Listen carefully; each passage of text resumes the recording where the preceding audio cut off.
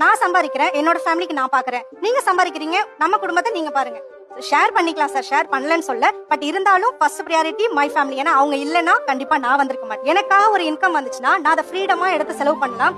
இல்ல என் தங்கச்சி உடம்பு சரியில்ல, ஹாஸ்பிட்டல் செலவு காசு கொடுங்க, இல்ல தீபாவளி வருது பர்ச்சேஸ் பண்ணணும் காசு கொடுங்கன்னு ஒவ்வொரு டைமும் அவங்க கிட்ட நம்ம போய் நிக்க கூடாது.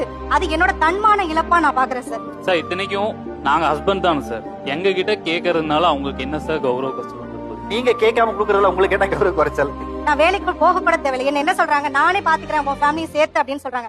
ஆனா அவங்க ஃபேமிலி சைடு என்ன சொல்லுவாங்க தெரியுமா சார், என் பையன் சம்பாரிச்சு உன் குடும்பத்தை சேர்த்து பாத்துக்கணுமா அப்படின்ற ஒரு கொஸ்டின் வந்து அவங்க கிட்ட டைரக்டா வைக்க மாட்டாங்க. அவங்க எப்போ வீட்டுல இல்லையோ அப்ப இன்டைரக்டா என்கிட்ட கொஸ்டின்ஸ் வரும் சார். சொன்னா நம்ப மாட்டீங்க சார், 6 மந்த் ஆயிடுச்சு எனக்கு ஒரு செப்பல் வாங்கி கொடுங்க வாங்கி கொடுங்க வாங்கி கொடுங்க கிட்ட 6 மாசம் ஆயிட்டு சார். இருக்கிறது போடு, அது அறட்டும் அப்புறமா வாங்கிக்கலாம். ரொம்ப அலட்சியம். எனக்கு என்ன காசு என்கிட்ட இருக்கு, ஆனா அதை என் கணவன் எனக்கு வாங்கி கொடுத்து நான் போடும்போது அது ஒரு லவ், ஒரு